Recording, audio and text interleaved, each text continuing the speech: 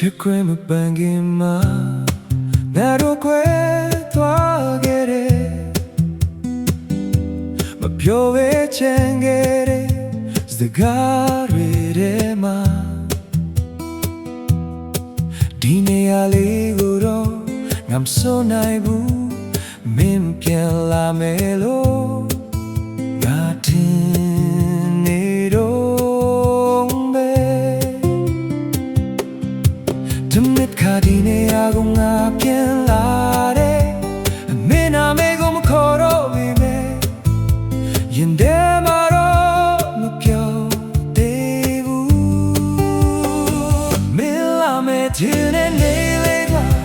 ငါဒီနေရာမှာပဲရှိနေတယ်မပြောခဲ့တဲ့စကားတွေကိုဒီတစ်ချိန်တည်းမှာထား